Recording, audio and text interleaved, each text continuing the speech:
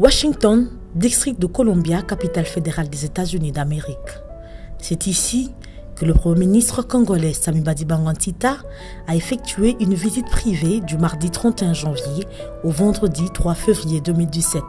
Comme nous allons le voir, ce qui était au départ une visite privée allait revêtir un important caractère diplomatique et économique par la qualité et le nombre de personnalités américaines que le chef du gouvernement a rencontrées dans la capitale américaine.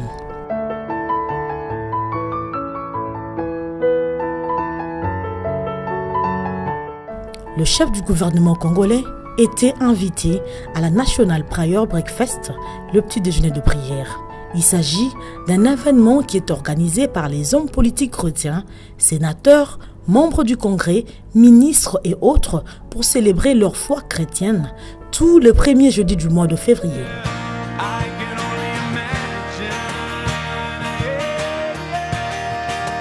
Depuis, le président David Dwight Eisenhower, tous les chefs d'État américains participent à la National Prayer Breakfast. Citizen in this country by the very fastest, best kind of communications.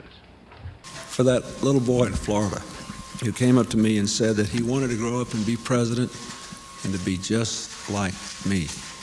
The people in this room come from many different walks of faith. We see faith driving us to do right. But we also see faith being twisted. Autant dire qu'elle est devenue un grand rendez-vous politique aux États-Unis d'Amérique. Pour l'édition 2017, 3500 invités venus de tous les 5 continents ont pris part à ce rendez-vous annuel. Les grands invités internationaux étaient le roi de Jordanie, Abdullah II, et le premier ministre de la RDC, Samy Badibanga. Les 2 hommes d'État ont ainsi été reçus à tour de rôle par le président des États-Unis, Donald Trump, dans ses salons au Hilton Hotel de Washington. Le premier ministre congolais d'abord, le roi de Jordanie ensuite. J'étais invité au déjeuner de prière. Ce déjeuner a une particularité, c'est qu'il rassemble tout le Gotha de la politique américaine, les congressmen, les sénateurs. J'ai d'ailleurs été invité par le président Trump dans ces salons pour un échange qui a été très cordial. Nous avons parlé de nos 2 pays respectifs, nous avons parlé des élections et je lui ai présenté les salutations du président de la République. Donald Trump a demandé au nouveau secrétaire d'État, Rex Tillerson, d'avoir un entretien avec le chef du gouvernement congolais. Les 2 hommes ont effectivement un échange fructueux et ont convenu d'organiser une autre visite de Samy Badibanga aux États-Unis en fonction de leurs agendas respectifs. Par la suite, lors du petit déjeuner de prière, Samy Badibanga est acclamé par une longue standing ovation qui témoigne de la considération que le pays de l'oncle Sam voue au pays de Lumumba. The new Prime Minister of the Democratic Republic of the Congo, Mr. Samy Badibanga. Mr. Prime Minister.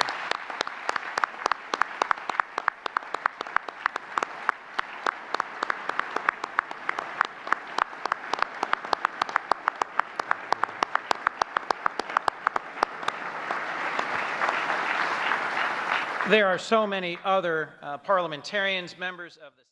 Le Premier ministre congolais a reçu dans sa suite du Willard Intercontinental Hotel la sous-secrétaire d'État en charge de questions africaines, Madame Linda Thomas Greenfield.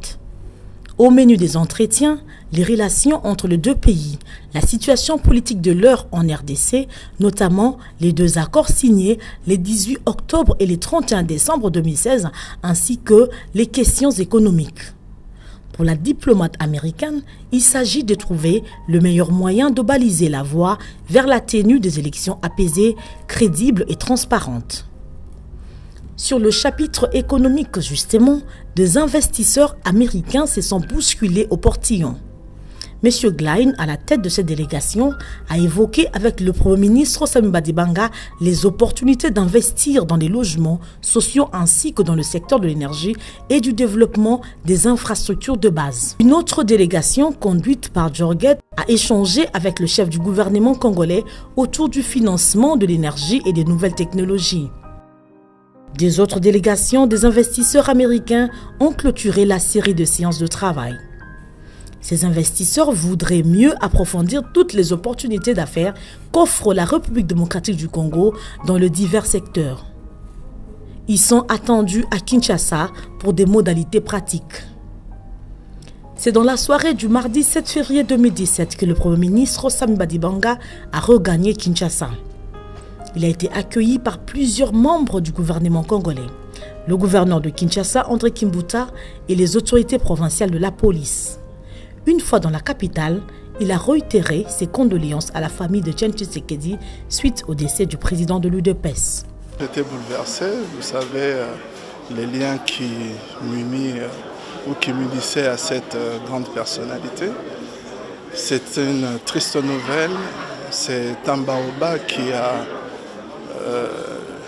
été présent dans notre milieu politique pendant toutes ces décennies passées.